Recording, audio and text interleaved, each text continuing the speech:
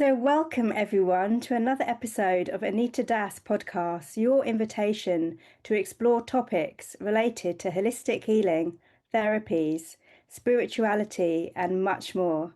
I'm so incredibly excited and honoured to welcome Andy Tomlinson and Reena Kumarasingham for today's episode.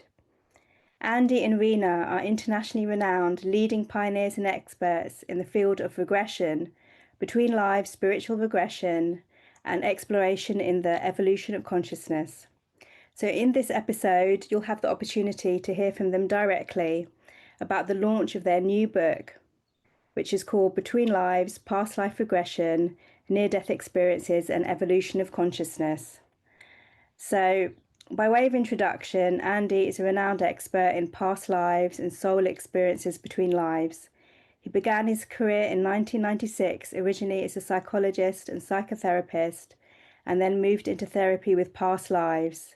Andy is the founder of the Past Life Regression Academy, which he set up in 2002 and has trained over 500 therapists worldwide.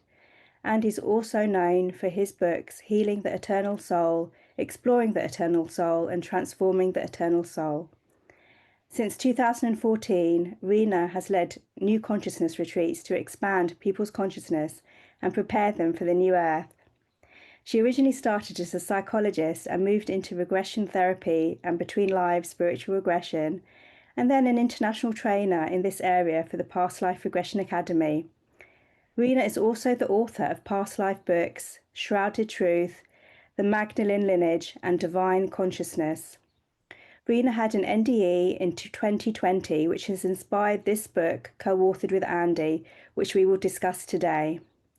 So on a personal note, I've had the personal privilege and honour to have trained with both Andy and Reena in regression therapy, between lives spiritual regression, which we may refer to as BLSR for short, and pioneering the New Consciousness workshop. So it feels incredibly special for me to be able to discuss the publication of this new book. So welcome, Andy and Reena. I'm so incredibly excited to speak with you today. Thank you so much for having us, Anita. Yeah, welcome, Anita, and welcome to the audience. I'm delighted to be here. Thank you so much. So first of all, it would be great if you could just briefly share your background, how you started this journey with regression, between lives, and exploration of consciousness. For me, it was having completed 4 years of training as a psychotherapist, and I asked the question, what happens if someone wants a past life? And I was told, just treat it like a metaphor. So that was the level of training I got. And then shortly after being qualified, a lady came to me and said, I keep getting the thought of Venice going on in my head. I just can't get it out. I'm just wondering if I had a past life there, could you do a past life regression? So I didn't really know what to do because I hadn't been trained, but I was trained in hypnosis. So I took her to a very deep level of trance, and she went spontaneously into a past life of being a madam responsible for prostitutes in Venice. And these were the lowest of the low at that time in society there. And I recorded it all. And when she came out, she hadn't remembered it. So I said, look, here's the recording. Go off and listen to it. And I bumped into her a couple of weeks later and she said, how could you? So I beg your pardon. She said, how could you? I got all my friends around to listen to this tape and I discovered what it was I was in as a madam in the past life. And it illustrates how the stories come through spontaneously with past. And that was really that started me on the path. Incredible. Thank you so much for sharing. Reena, did you want to touch upon anything for your background? Yeah, so I grew up a Hindu in Malaysia. So for me, past lives was just a fact of life. And I then did a degree in psychology. But when I graduated, when I was about 21 years old, I felt I wasn't ready to serve in this capacity. So I just went on and I did an MBA, and I ended up working in the corporate environment in the media industry in Asia Pacific. And then one day I felt I was bored. About 10 years in, I felt I was really bored with doing public relations in the media industry.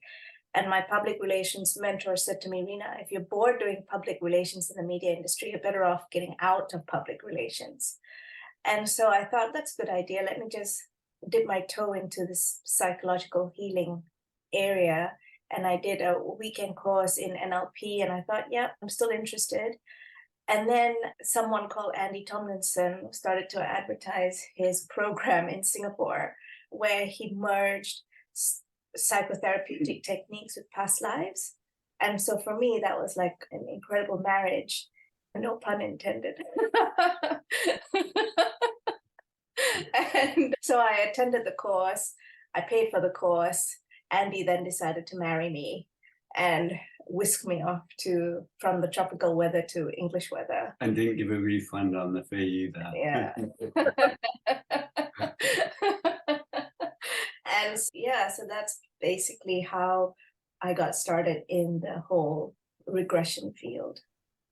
That's beautiful. For me as well, it's been a lot of synchronicities just after, which we'll cross later, just coming across various people at various times just led me to this path. So thank you for sharing. And I think our viewers would be really interested to know how you came across this idea for this new book, how it was birthed. So in 2020, I had a near-death experience because of COVID. It was the start of COVID. And my experience was quite profound for me.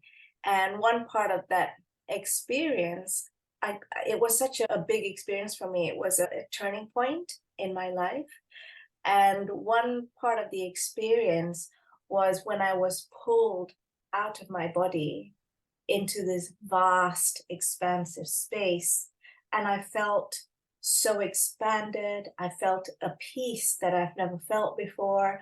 I felt a freedom that I never felt before. And also, as I was pulled into this space, it was all anything that fed my ego, my egoic consciousness, fell away. All my anxieties, my fears. I had a few ambitions at that point. And I realized actually so much of it didn't matter in the real sense. In Hinduism, they talk about Maya, about how we live in a world of Maya, in illusion. And I felt that all these things that were feeding my ego were part of Maya, and it didn't really matter as much as I thought it initially had. And when I came back from my near-death experience, I felt that it took me about 2 months to get over COVID. And then it took me 3 months after that to really come to terms with the fact that I actually nearly died. You know it cerebrally, but then to actually integrate it and process it took some time for me. And in that time, I thought to myself, because I was teaching the Between Lives for the Past Life Regression Academy, so I was quite intimately aware of the process of the Between Lives, apart from the fact that I had it I've had a session myself.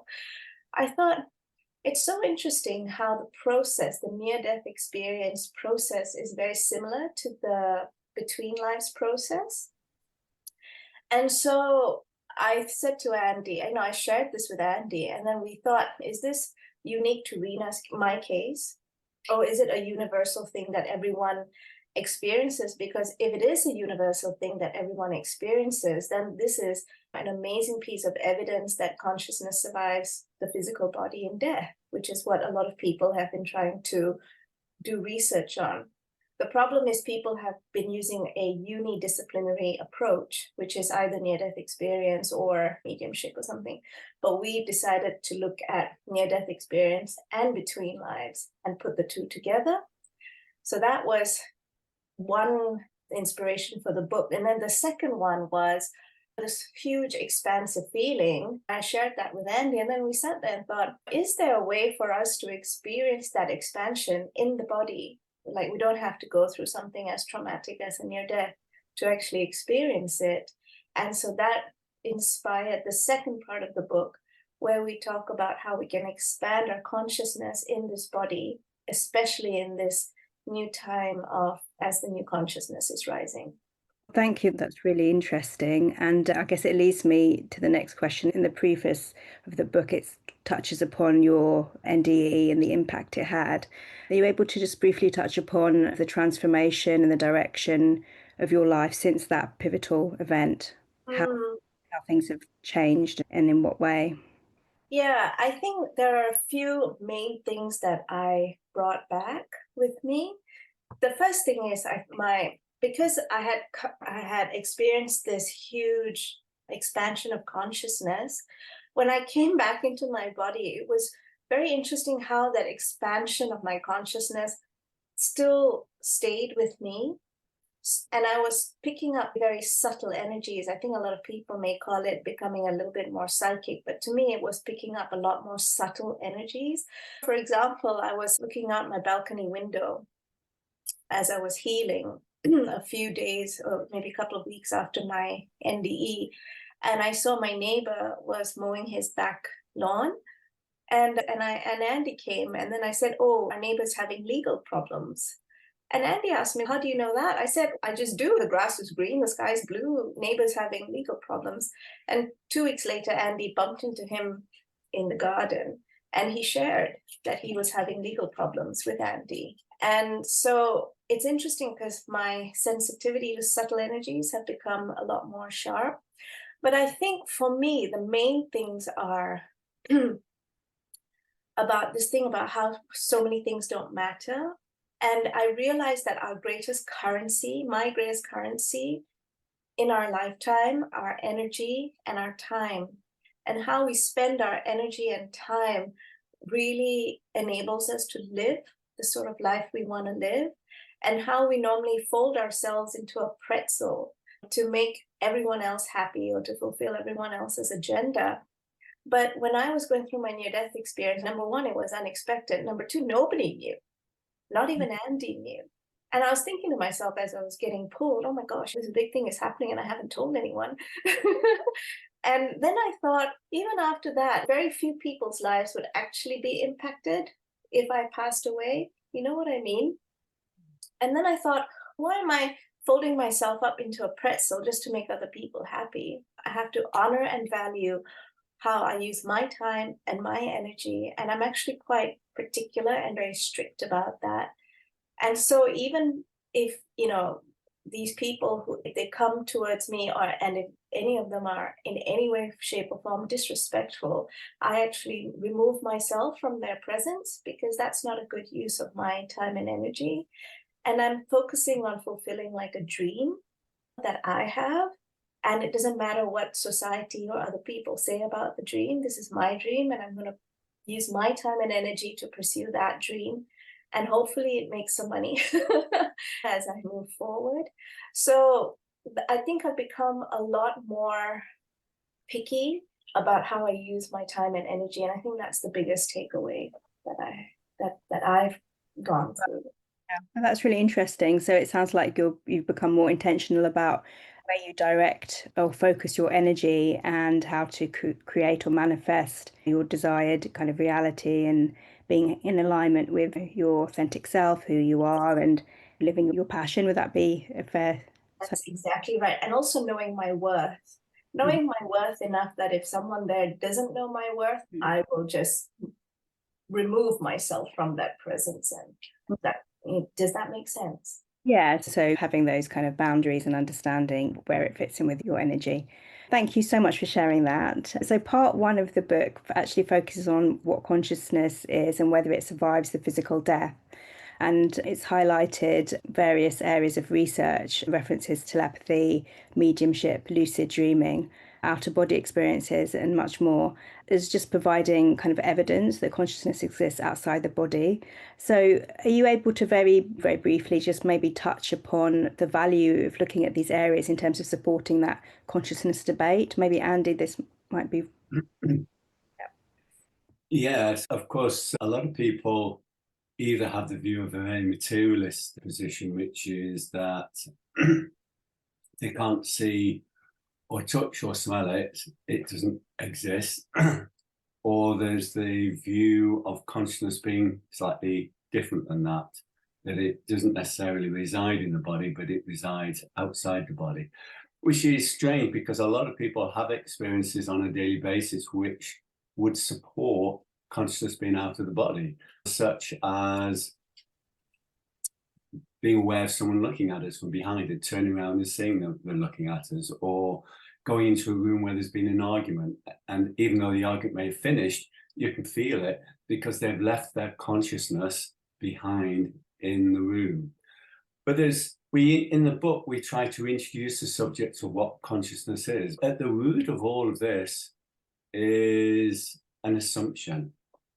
And the assumption that a lot of materialistic people take is that it all started with matter, like the Big Bang or whatever, and then eventually some sort of life form started, which was matter, and then it evolved into animals and eventually humans, and then humans at some point got a consciousness.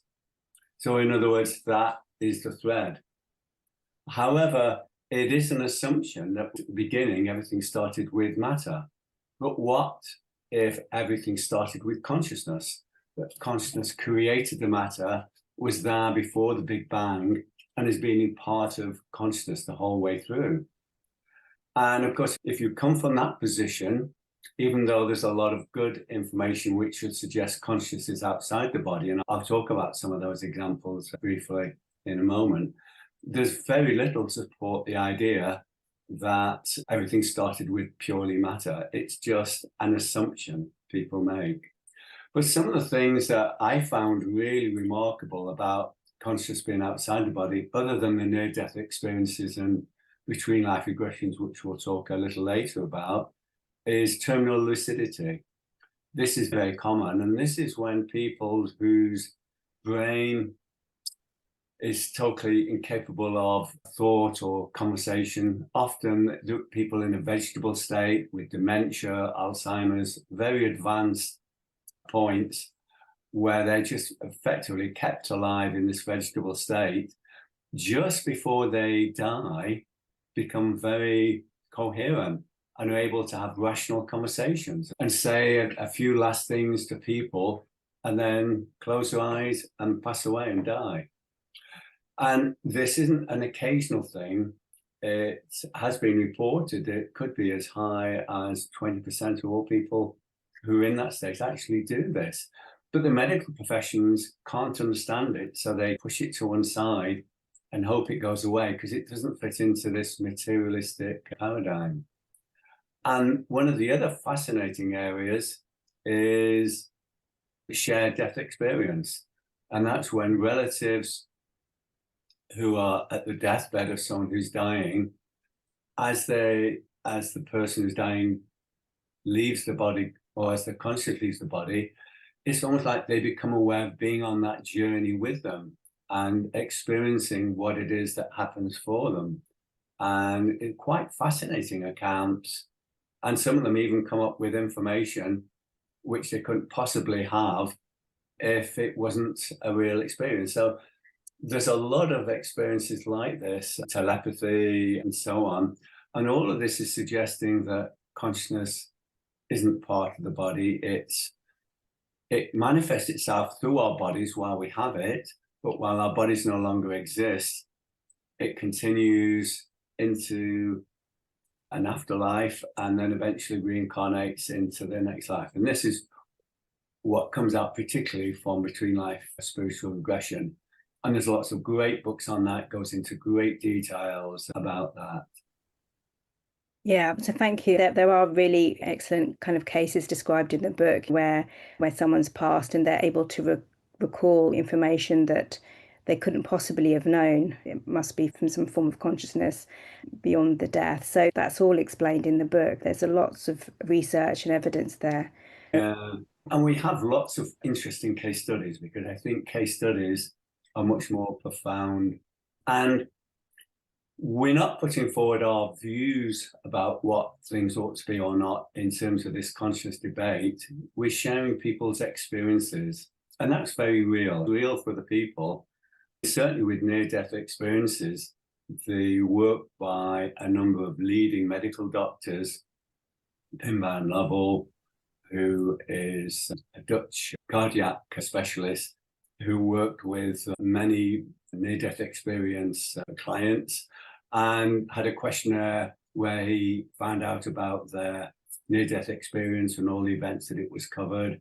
And similar work by Bruce Grayson, an American who's been working for two decades doing this sort of work. And in the UK, Peter Fenwick has written a book. He analysed through questionnaires 300 near-death experiences. And all of these have got a very consistent approach, and all of the medical alternative theories have been dismissed because there's no other explanation or rational explanation other than consciousness has been surviving this death experience. And just to mention that in some cases, the physical body has been, the heart stopped or the brain stopped, and yet still these conscious memories existed. Yeah, absolutely. For those watching, if you want to get into more detail, in Andy's book includes lots of references of research other early pioneers have done and lots of case studies. So the details all there in the book.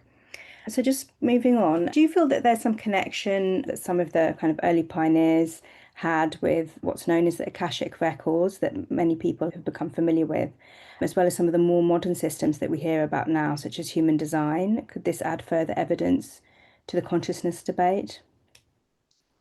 Within the form of Hinduism that I was brought up in, I don't know if you've heard about this or some of your viewers would have heard about this, but we have these Hindu priests who come and they read leaves, a certain leaf. I can't remember the name of it offhand. It's a Tamil word, and I'm not very good at Tamil. Don't tell my parents this. And in these leaves, they write down, I think you just give them your name and your birth date. And they pull a leaf out that already has all the details of your mom, your dad, your work, and like a lot of things that happen in your life. And it's very interesting because I've never had a reading, but I really want to do it because I find it so interesting. But I know a lot of my friends in Malaysia have had it. And it just, for me, it's very similar to having the Akashic records come down in a very material form of these leaves, because the information, I'm not quite sure how they get the information, but it's already there in the leaves.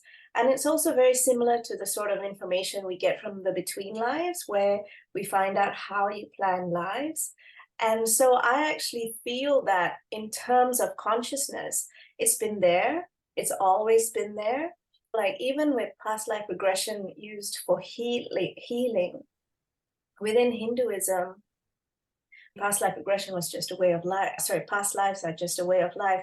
But past life regression used for healing was actually introduced by a gentleman called Patanjali in the 2nd century. Yeah, 2nd century. And this was done in India. And then it's almost like the Western framework is catching up with ancient traditions. Does that make sense? And I only know about Hinduism. I'm not quite sure. Maybe there are other forms of esoteric knowledge that extends beyond Hinduism that talk about consciousness in these ways. But I think now we're just trying to merge more science and spirituality together so that it's made more palatable for the Western world. Yeah, no, thank you for sharing that. And I'm familiar with what you mentioned. I was also raised within the Hindu religion, so I'm familiar with. It's actually amazing how this information is just accessed, but obviously it's come down the generations as part of their practice. This is what their vocation is, but it's and like you said, I think it's broader, it's across other traditions. So thank you for sharing that. So sorry, did you want to say something? No, I said that's all right. My pleasure. Just following on with our discussions on consciousness, how would you distinguish between the consciousness and the soul and the role that they play? So I think everything has a consciousness. You know, our physical body has a consciousness. Each cell has a consciousness. As Andy was talking about just now, with what if there's consciousness comes first and then the material aspect comes as birth from consciousness. I was watching a video on Facebook where someone had some super high-tech gear, and I'm not the most techie person, so I can't explain the technology behind this, but they took a video of a sperm and then going into an egg, like an ovum. Yeah, like the merging of the sperm and the ovum. And just before the merging of the sperm and the ovum, or just as they merged, there was a flash of light. And so the thing there is energy came at conception, right? And to me, that energy is consciousness. And so the way I would describe it is if I would use the analogy of water. In ice, before that, let's talk about string theory first, because everyone has broken matter down into the smallest particle ever. And what they have found is that the smallest particle right now that we know of is vibrating energy that looks like string. It's just vibrating so fast that it looks like string. And we are all made of this vibrating energy. So if we take water as an example, when it's in an ice form, everything is really dense and packed together. And to me, that is our physical body. It's all vibrating string packed together. Our thoughts and emotions, that's like flowing water.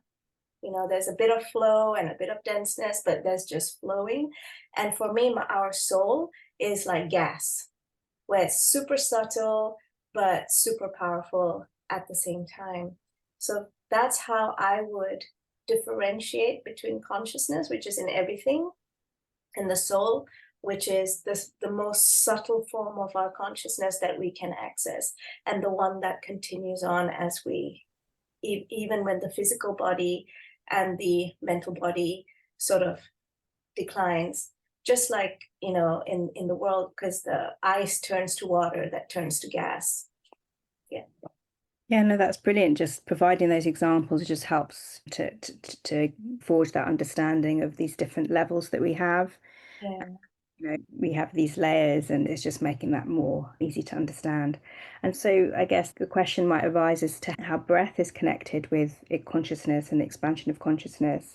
Some may say it's like a physical manifestation of consciousness. When you had your NDE experience, what was your experience with your breath? Are you able just to share your thoughts on that? Yeah, it's really interesting because when I had my NDE experience, it was due to lack of breath.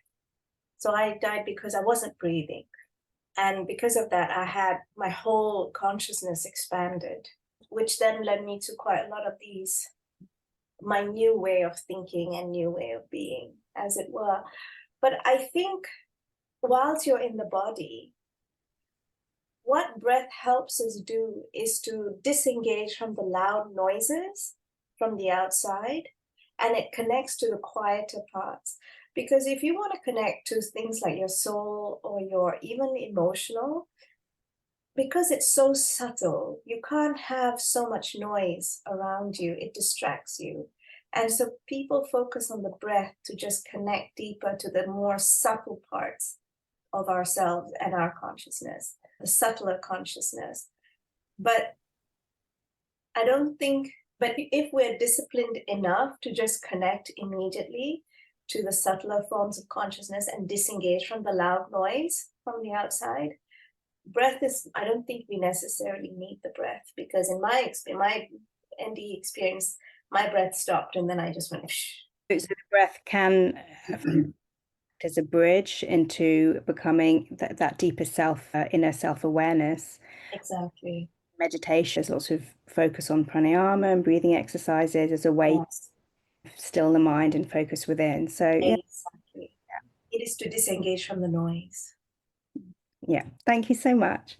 And so I just want to touch on a few kind of more modern themes, just to consider what your views are on artificial intelligence and how this could impact our consciousness, or any kind of sharings or thoughts on that, around that. I would say one way of looking at artificial intelligence is any of the technology that come through. It could be knives, for example. Knives could be used by someone as a surgeon, where they do amazing work to bring about healing, or they can be used in some sort of violent act. So the tool itself isn't the important thing, is how it's used. And the same really applies to artificial intelligence. There's aspects of our life that can be made a lot easier, perhaps help in doing jobs or not doing things that we wouldn't want to do. Maybe one time they'll do all the cleaning of the house for us, which would be absolutely wonderful. I'd be looking forward to that.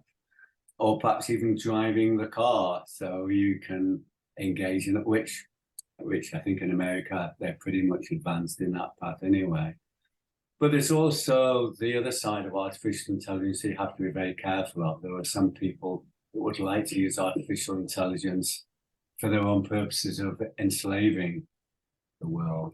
So I think it's up to us, citizens of the world, is to monitor it and to challenge anything that is the use of a tool in an inappropriate way, just as we do with knives. If people use knives for violence, we have ways of tackling it, of stopping it happening. And we need to do the same with artificial intelligence. Right, yeah, because we're saying that it doesn't possess that kind of the true consciousness that we've been talking about, that self-awareness. So it's how we're using this intelligence as a tool to serve us in a positive way. Yeah. Can I add something to that? Sure. And this is just my opinion. It's not something I've read or anything, but if we go back to whether it's a story or it really happened, if we go back to Atlantis, where man used technology and cut away from their consciousness from source, you know what I'm saying, and started to abuse what was happening around them using technology. And then obviously that didn't fit in well with the consciousness of the earth at that time. And then there was a flood to wipe them all off.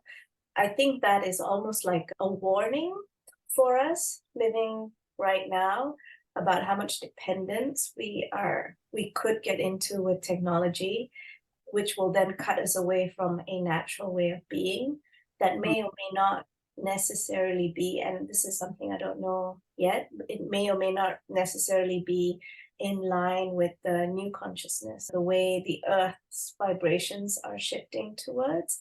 So I think that's just a cautionary tale.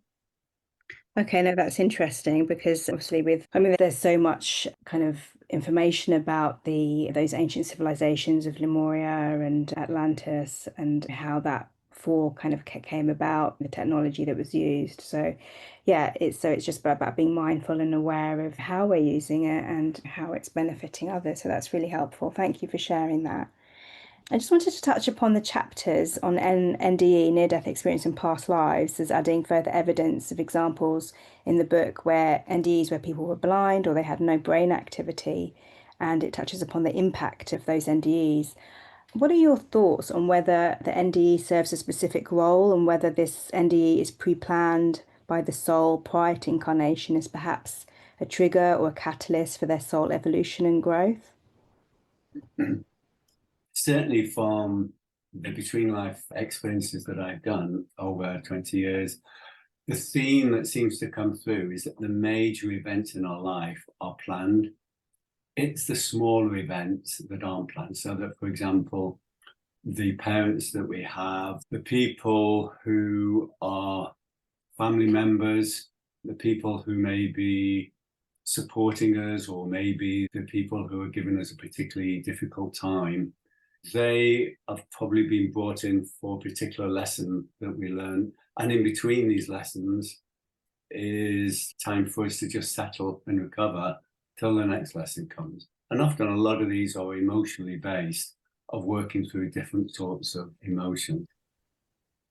I've never had anybody in one of my Between Life Regression talk about having a near-death experience specifically as part of their soul plan, but I have had a number who have needed to have some sort of spiritual experience in order to bring about the shift that they want. It could quite well be because some of these are based on accidents. Accidents happen, and you can't always pre-plan accidents. If someone's driving a car and something unexpected happens and they have a near-death experience as a result, then obviously that's down to an accident. But I suspect certainly some of the illnesses and things of that nature, which possibly I've got maybe some sort of soul plan behind them, they could quite well be. So I think it's a mixture of both, would be my take on it. And I guess it's going to be quite unique to each individual in what their soul self looking in terms of the growth and how this is best experienced in the incarnation. So it's going to be quite individual, I would have thought. Yeah. And then for those viewers that are watching, and maybe they're not so familiar with all this terminology, regression, between life spiritual regression, do you think you could just very briefly just touch upon the differences between a regression, a near-death experience, and between life spiritual regression, just at a very high level? Oh, okay. Past life regression refers to people in a light level of trance being guided into the events of a past life. Sometimes it can be simply by saying, giving the command to go to a past life connected to it, or sometimes people spontaneously go into past lives through focusing on emotions or physical sensations. So, but whatever it is, if it's been done for therapeutic reasons, then the therapist would use the past life in order to help bring about some sort of positive change in the person's current life. The other thing you mentioned, or we've been talking about, is between life spiritual regression. Sometimes this is called life between life regression, and this is about using very deep hypnosis so that the mind is quite inactive, or at least the conscious mind is inactive, and then guiding someone through a past life death and then into the memories that emerge. And we refer to these as soul memories between lives. And typically it goes through a sequence of being out of the body, looking down, very similar to near-death experiences, of meeting light or various people, could be spirit guides or people from the past life, and there's some sort of reunion with them. And again, there's a lot of similarities with that near-death experience with that. And then at some point, past life reviews. Obviously, with a current life, that's not past life review because they're going to be going back. Otherwise, it's not a near-death experience. But certainly, review of their current life takes place.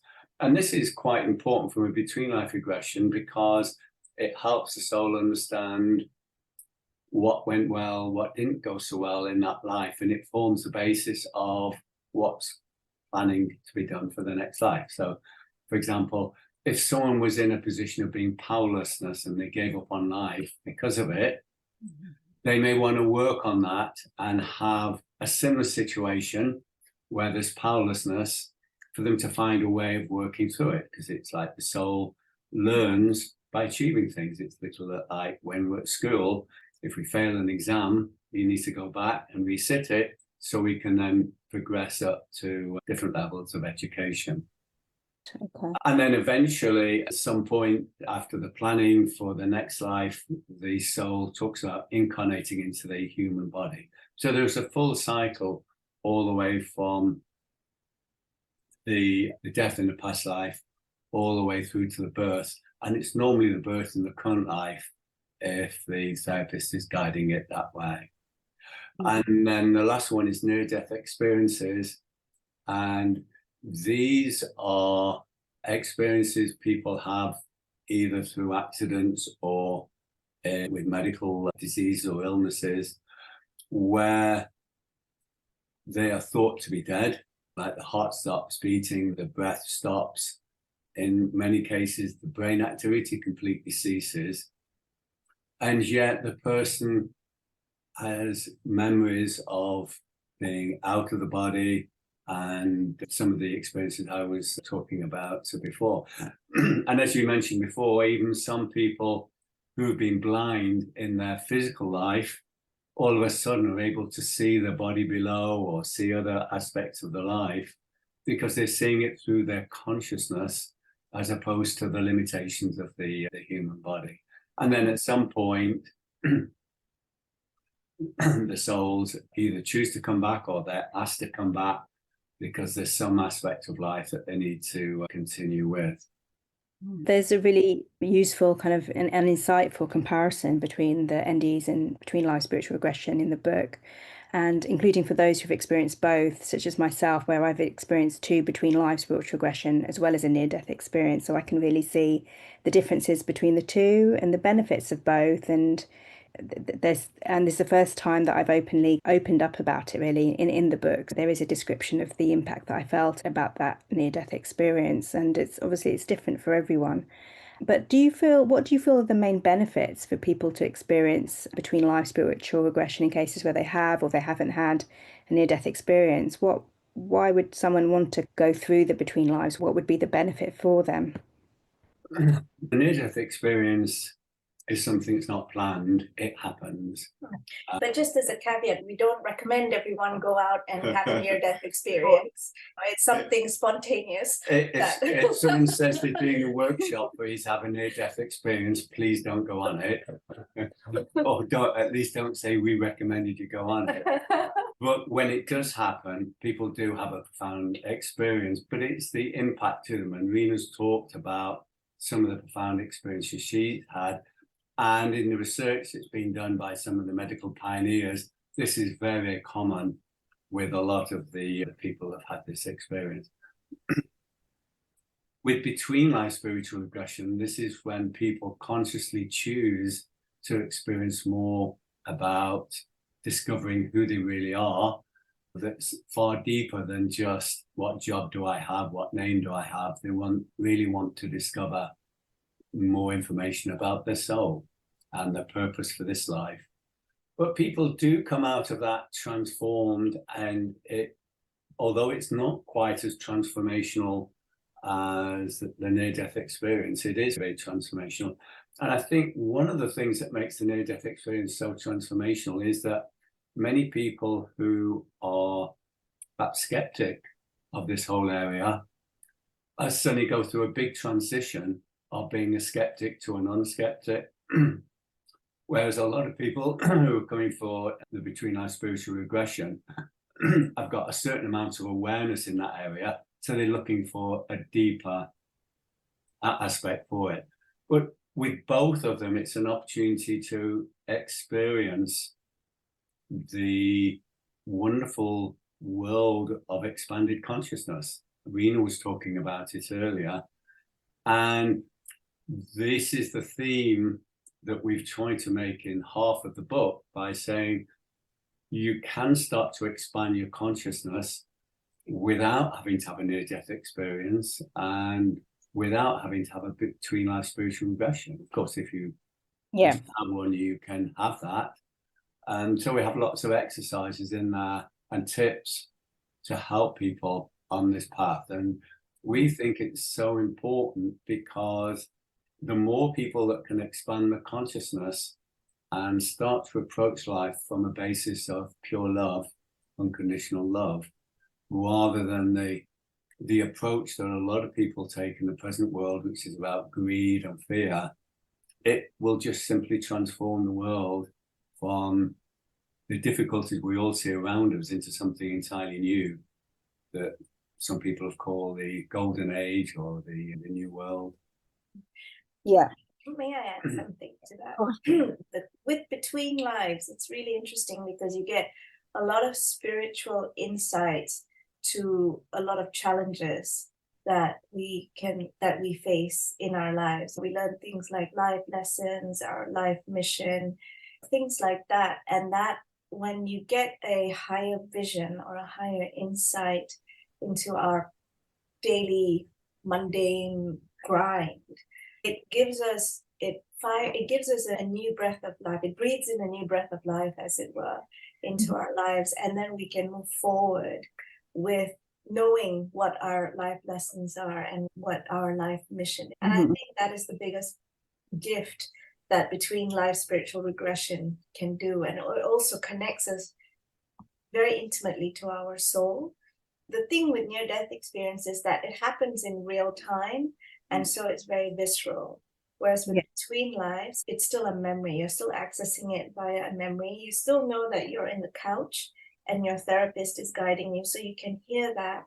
But the transformation is deeper with near death because it's very visceral and it's real time.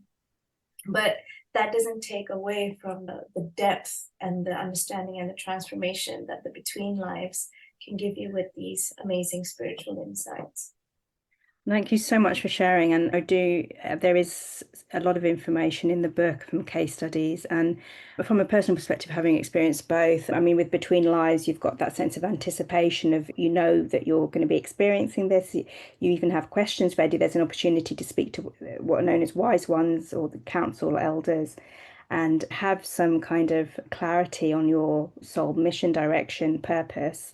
And for me, it was a sense of floating up and of recalling, remembering soul memory. So it was a really lovely experience of being held as well by your therapist. You're in a safe space.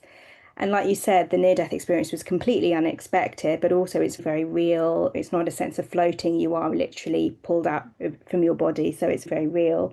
But again, for both, there's so much opportunity for kind of transformation and learnings and really expanding the consciousness. Yeah. And again, there's so much more in the book that expands on that, on the impact of both. So thank you for sharing. So thank you so much for accessing part 1 of this episode, which relates to part 1 of the book on what consciousness is and does it survive physical death. So you can access part 2 in a separate episode, which touches upon part 2 of the book on how to create a new consciousness for a new earth. It demystifies the terminology and explains a bit more about what this shift means for each of us. So I do hope that you enjoy part 2 as much as you've enjoyed part 1. Thank you.